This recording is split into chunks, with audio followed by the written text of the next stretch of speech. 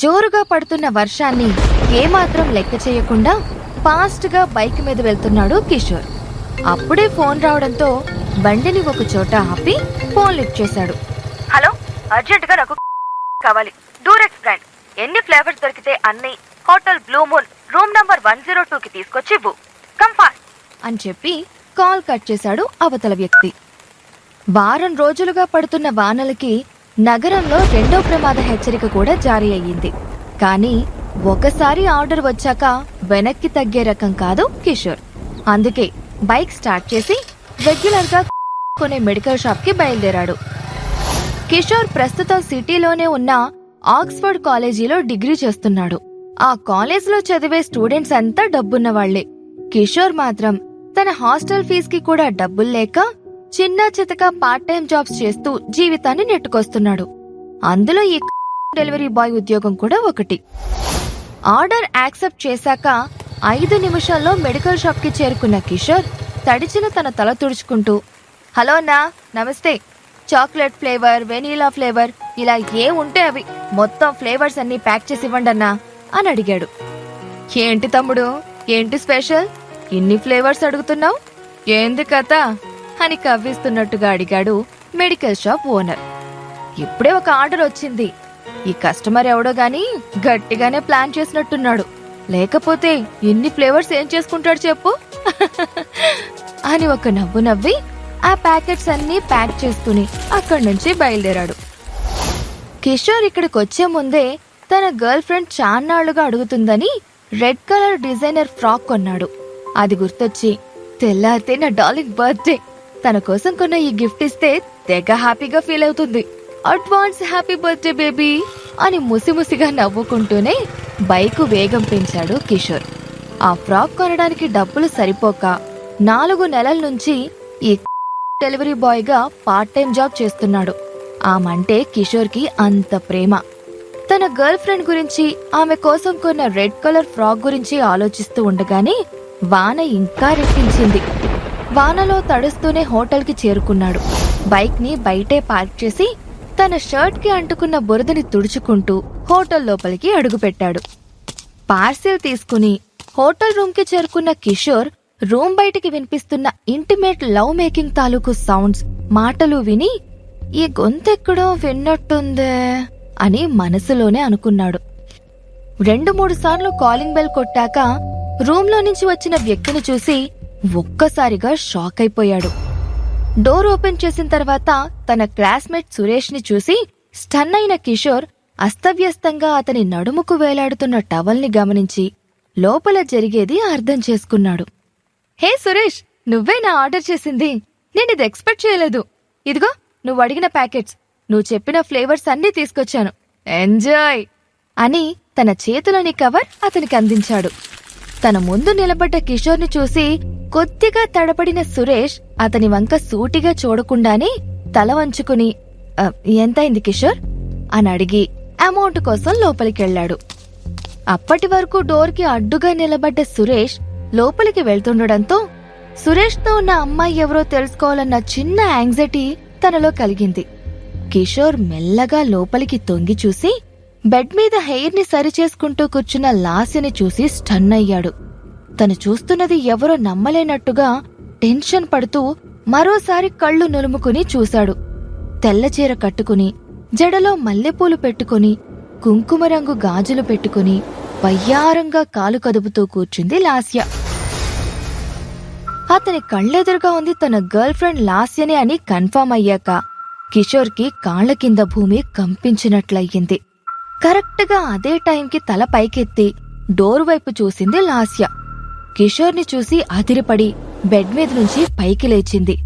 కిషోర్, నువ్వు ఇక్కడ అంటూ మాటల కోసం తడుముకుంటున్న లాస్యని చూసి పళ్ళు పటాపటా కొరికాడు కిషోర్. అదే నేనడగాలి, అసలు నువ్వేంటిక్కడ అని సీరియస్ గా అడిగాడు కిషోర్. రూమ్ లో అడుగుపెట్టి ఆమెకి ఎదురు వచ్చి నిలబడ్డాడు కిషోర్. లాస్యకి ఏం చెయ్యాలో, ఏమని మాట్లాడాలో అర్థం కాక 2 అడుగులు వెనక్కి వేసింది. లాస్యా, ఫ్రెండ్ని కలిసొస్తానని చెప్పావు కదా, మరిక్కడేం చేస్తున్నావు? పర్సనల్ మీటింగ్ అంటే ఇదేనా అని ఆవేశంగా అన్నాడు. అక్కడ జరుగుతుంది చూస్తుంది ఏమాత్రం నమ్మలేనట్టుగా హోటల్ రూమ్ అంతా పరికించి చూశాడు. బెడ్ మీద మల్లెపూలు, గులాబీ పువ్వులు పరిచున్నాయి. గదంతా అత్తరు పరిమళం గుబాళిస్తోంది. సరిగ్గా అప్పుడే లోపల్నుంచి అమౌంట్ తీసుకొచ్చిన సురేష్ లాస్యను నిలదీస్తున్న కిషోర్ని చూశాక తనకి మొత్తం విషయం అర్థమైంది. కూల్ కిషోర్, నీ బాధ నాకు అర్థమైంది. Just relax. ఇదిగో నీ కష్టానికి నేనిచ్చే gift. Take this and leave అని కరెన్సీ నోట్స్ ని కిషోర్ మొహం మీద పొగరుగా విసిరేశాడు. సురేష్ ప్రవర్తనకి కోపమొచ్చిన కిషోర్ తన షర్ట్ కాలర్ ని గట్టిగా పట్టుకున్నాడు. ఇంతలో లాస్య ముందుకొచ్చి కిషోర్ ని గట్టిగా పక్కకు తోసేసింది. హే కిషోర్, నీకేమన్నా మతిపోయిందా? He's my boy friend. నీలాగా పూటకి లేనివాడు కాదు. చిన్న విషయాలు కూడా మనీ అరేంజ్ చేసుకోవాలంటే ఇబ్బంది పడే రకం అంతకన్నా కాదు. He's a millionaire and he can give me anything. అర్థమైందా? సో ప్లీజ్ లీవ్ అనంది కోపంగా. లాస్య అంత పొగరుగా మాట్లాడడం కిషోర్ నమ్మలేకపోయాడు. ఆమె అంటున్న ఒక్కో మాటకి అతని గుండెల్లో గుణపొందించినంత నొప్పి కలిగింది. ఏంటి, నీకు బాయ్ ఫ్రెండా? ఇదెప్పటినుంచి లాస్యా? మరి నేనెవర్ని అని కోపంగా తన చెయ్యి పట్టుకోబోయాడు. కిషోర్ నుంచి దూరంగా చెయ్యిని లాక్కున్న లాస్య, చాలా రోజుల నుంచి కాలేజీలో చేరిన కొత్తల్లో నీ అందం, ఇంటెలిజెన్స్ చూసి లైఫ్లో ఏదో సాధిస్తావని గుడ్డిగా నిన్ను ఇష్టపడ్డాను. కాని తెలివితేటలు, అందం కన్నా డబ్బు ఎంత ముఖ్యమో ఆ తర్వాత తెలిసింది అని పొగరుగా అంది. మరి నాతో ప్రేమ అని గొంతు తడారిపోతుంటే అడిగాడు. నీ లైఫ్ లాగా నీ ప్రేమ కూడా పేదదే. నువ్వు వేసుకునే బట్టలు, నువ్విచ్చే గిఫ్ట్స్ ఎంత చీప్ గా ఉంటాయో తెలుసా? నీతో కలిసి నడుస్తుంటే నా ఫ్రెండ్స్ అందరూ నవ్వుతున్నారు. తలెత్తుకోలేకపోతున్నాను. అందుకే సురేష్ కి కమిట్ అయ్యాను. మా మూడ్ని చెడగొట్టుకు వెళ్ళు అని ఎంతో నేచురల్ గా చెప్తున్న లాస్యతో ఏం మాట్లాడాలో కూడా అర్థం కాని కిషోర్ విరక్తిగా అక్కడే నిలబడిపోయాడు. ఏంటింకా చూస్తున్నావ్ అని గద్దించినట్టుగా చూసింది లాస్య. అంటే ఏంటి లాస్య, నన్ను వదిలేస్తున్నావా అని కళ్లల్లో నీళ్లు తిరుగుతుండగా అడిగాడు కిషోర్. వదిలేసి చాలా కాలమయ్యింది. నీకు క్లారిటీ ఇవ్వడానికి ఇంత టైం పట్టింది అని కరుకుగా అంది లాస్య. అంటే అని అక్కడే నిలబడి అడిగాడు కిషోర్. కిషోర్, నన్ను విసిగించుకో. ఇలా డెలివరీ చేసేవాడివని తెలిస్తే ఎప్పుడో వదిలేసేదాన్ని. నీలాంటి వాడితో ఇన్ని రోజులు క్లోజ్ గా ఉండడమే ఎక్కువ. పో, లెట్స్ బ్రేకప్. చీప్ ఫెలో అని చీప్ గా చూసింది లాస్య. లాస్య ఇచ్చిన ఆన్సర్తో కిషోర్ కి మాట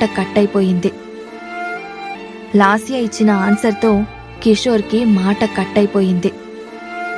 కన్నీళ్లని బలవంతంగా ఆపుకొని 4 నెలలు కష్టపడి కొన్న డిజైనర్ ఫ్రాక్ ని లాస్య పాదాల ముందు పెట్టి, హ్యాపీ బర్త్డే లాస్య. నేను నీకు ఇవాళ గిఫ్ట్ ఇద్దామని అనుకుంటే నువ్వే ఊహించని కానుకిచ్చా అనేసి అక్కడి నుంచి వెనక్కి తిరిగాడు. రే కిషోర్, నీ డబ్బులు తీసుకోలేదు అని ఫ్లోర్ మీద పడిన డబ్బుల వంక చూస్తూ అన్నాడు సురేష్. ఆ మాట విన్న కిషోర్కి విపరీతమైన కోపమొచ్చింది. కింద పడున్న నోట్లన్నీ తీసి అతని ముఖం మీద విసిరికొట్టి, తీసుకురా చీటర్, నేనే నీకు ఆ గిఫ్ట్గా ఇస్తున్నా అని కళ్ళెర్ర చేసి అక్కడ్నుంచి వెళ్లిపోయాడు. అతనలా తిరగ్గానే సురేష్, కమాన్ బేబీ, మూడంతా స్పాయిల్ అయింది. ఈ రాత్రిని స్వర్గంలా మార్చుకుందాం. లెట్స్ సెలబ్రేట్ యువర్ బర్త్డే అని కిషోర్ కి వినిపించేలా అంటూ లాస్యను పైకి లిఫ్ట్ చేసి ఆమె లిప్స్ ను తన లిప్స్ తో గట్టిగా లాక్ చేశాడు. తన ముందే సురేష్ తో ఇంటిమేట్ గా ఉన్న లాస్యను చూసిన కిషోర్ కి మొదటిసారిగా ఆమె మీద విపరీతమైన అసహ్యం కలిగింది.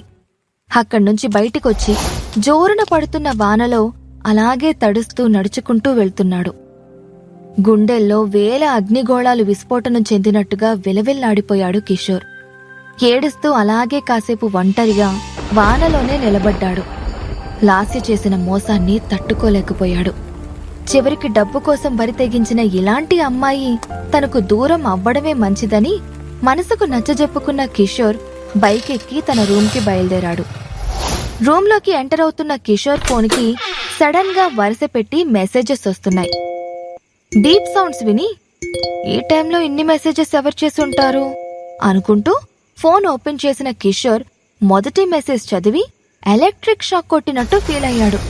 ఫోన్ని పట్టుకున్న అతని చెయ్యి సన్నగా వణకడం స్టార్ట్ అయ్యింది. కంగ్రాచ్యులేషన్స్ పసుపులేటి కిషోర్, నీ 7 ఏళ్ల పేదరిక శిక్ష పూర్తయింది అని ఒక మెసేజ్ వచ్చింది. వణుకుతున్న చేతులతోనే మరో మెసేజ్ ఓపెన్ చేసి చూశాడు. ఈ రోజుతో నీపై ఉన్న అన్ని నిబంధనల్ని పసుపులేటి ఫ్యామిలీ ఎత్తేసింది. Welcome to the billionaires club అని మెసేజ్ చదివాడు. ఎగ్జైట్మెంట్ తట్టుకోలేని కిషోర్ రూమ్ లోకి వెళ్లి కూర్చుని మిగతా మెసేజెస్ ని కూడా జాగ్రత్తగా చదివి ఒక రకమైన ఫీలింగ్ తో నిద్రపోయాడు. మరుసటి రోజు పొద్దున్నే హుషారుగా నిద్రలేచి బ్యాంక్కి బయలుదేరాడు. ప్రపంచంలోని అతిపెద్ద బ్యాంక్ అయిన సిలికాన్ సిటీ బ్యాంకు చేరుకున్నాడు. ఆ బ్యాంకు ముందు ఎన్నో లగ్జరీ కార్స్ పార్క్ చేసున్నాయి. బాగా డబ్బున్న ధనవంతులు మాత్రమే ఆ బ్యాంకులో అకౌంట్ ని యాక్సెస్ చేయగలరు. తలదించుకుని నేరుగా మెట్లెక్కి బ్యాంకులోకి వెళ్తున్న కిషోర్ ఎదురుగా ఫోన్ చూసుకుంటూ పరధ్యానంగా దిగొస్తున్న దీపికాని గమనించుకోకుండా ఢీకొట్టాడు. కింద పడ్డ దీపిక కిషోర్ని, అతని చీపు బట్టల్ని చూసి, హే ఇడియట్, కళ్ళు ఎక్కడ పెట్టుకుని నడుస్తున్నావు? ఇంతకీ ఎవరు నువ్వు? ఊపుకుంటూ వచ్చేస్తున్నావు, పోవతలకి అని కసురుకుంది ఆ అమ్మాయి. దీపికని చూసి కిషోర్ సమాధానం ఇవ్వకుండా, పాపకి మనమెవరో తెలియక పిచ్చి పిచ్చిగా మాట్లాడుతుందిలే అని మనసులోనే అనుకుంటూ చిన్నగా నవ్వుకున్నాడు. అతని నవ్వుకి ఇరిటేట్ గా ఫీల్ అవుతూ, రే ఎదవా, ఆర్ యు డెఫ్? వెళ్ళమంటే వినపట్లేదా? ఎందుకు నవ్వుతున్నావురా ఇడియట్ అని అరిచింది. ఆమె మాటలకు రియాక్ట్ అవ్వడం అనవసరం అనుకున్న కిషోర్ సైలెంట్ గా బ్యాంకు లోపలికి వెళ్లిపోయాడు. హలో బాసు, ఇదేమన్నా నీ అత్తారిల్లు అనుకున్నావా?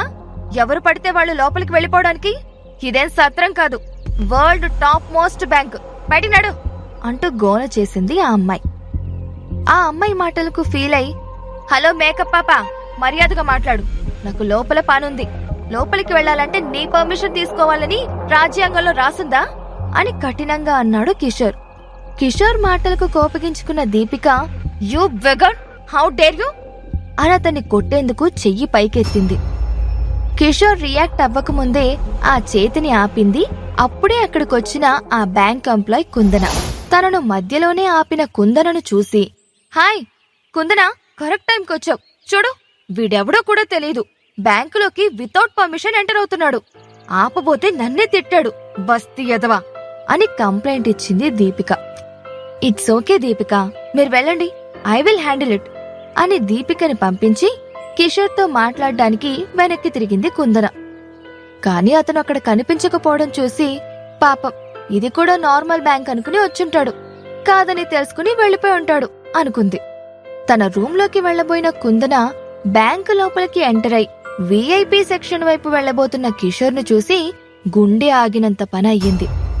హే నిన్నే, ఆగు, అసలెలా వచ్చావు లోపలికి? ఈ బ్యాంక్ నీలాంటి వాళ్ల కోసం కాదు, వెళ్ళు అని మృదువుగా చెప్పి అతన్ని ఆపింది. ఆ పాప గోల అయిపోయింది, ఇప్పుడు నీ గోల మొదలైందా అని మనసులోనే అనుకున్న కిషోర్ కుందనతో మాట్లాడుతూ, మీరు పొరబడుతున్నారు, నాకీ బ్యాంకులో అకౌంట్ ఉంది అని సమాధానమిచ్చాడు. కిషోర్ వైపు చూసిన కుందనికి అతని అవతారం చూసి విపరీతమైన కోపమొచ్చింది. గట్టిగా తిట్టాలనిపించింది. కాని తన చుట్టూ ఉన్న కస్టమర్స్ డిస్టర్బ్ అవుతారు అన్న కన్సర్న్ తో కోపాన్ని కంట్రోల్ చేసుకుంటూ, హలో గల్లీ ఫెలో, నీ దగ్గరున్న ఏటీఎం కార్డు అకౌంట్ బుక్ ఏది ఇక్కడ పనిచేయదు. ఇది కేవలం శ్రీమంతుల కోసం ఓపెన్ చేసిన బ్యాంక్. నీకు చెప్పినా అర్థం కాదు. నా టైం వేస్ట్ చేయకుండా దయచేసి బయటికెళ్ళు అని రిక్వెస్ట్ గా అంటూనే అరిచింది కుందన. అబ్బా, నా గర్ల్ ఫ్రెండ్ మోసం చేసిందన్న బాధలో నేనుంటే పొద్దు పొద్దున్నే మీ గోలేంటమ్మా అని విసుక్కుంటూనే ఆమెకి ఆన్సర్ చెయ్యకుండా విఐపి సెక్షన్ వైపు నడిచాడు కిషోర్. ఆ సెక్షన్ లోకి వెళ్లడానికి కుందనకు, బ్యాంకు మేనేజర్ కి చాలా కొద్ది మంది విఐపి కస్టమర్స్ కు మాత్రమే పర్మిషన్ ఉంటుంది. ఆ కస్టమర్స్ ఇందులోకి అడుగు పెట్టాలన్నా కూడా గోల్డెన్ కార్డ్ తప్పనిసరి. అందుకే కళ్ల ముందే తన మాట లెక్క చేయకుండా కిషోర్ లోపలికి వెళ్లేందుకు ట్రై చేయడం చూసి ఆమెకి ఎక్కడలేని కోపమొచ్చింది. హే, ఏం చేస్తున్నావు? చెవులు పనిచేయట్లేదా? ఆగు అని అరుస్తున్నా కూడా పట్టించుకోకుండా విఐపి సెక్షన్ డోర్ తెరిచి లోపలికి అడుగుపెట్టాడు కిషోర్. నేరుగా వెళ్లి ఎదురుగా విశాలంగా ఉన్న ఆ గదిలో సోఫాలో దర్జాగా కూర్చున్నాడు కిషోర్. కొంప మునిగింది. మేనేజర్ చూస్తే నా పని అంతే. అబ్బా, వీడి దగ్గర గోల్డెన్ కార్డ్ ఏం కర్మ, కనీసం ఆధార్ కార్డు కూడా లేనట్టుంది. కిషోర్ జీవితంలో ఏం జరిగింది అన్నది తెలుసుకోవాలంటే క్రింద ఇచ్చిన లింక్ ని క్లిక్ చేసి పాకెట్ ఎఫ్ఎం డౌన్లోడ్ చేసుకుని వినండి. సూపర్ హిట్ ఆడియో సిరీస్ శ్రీమంతుడు.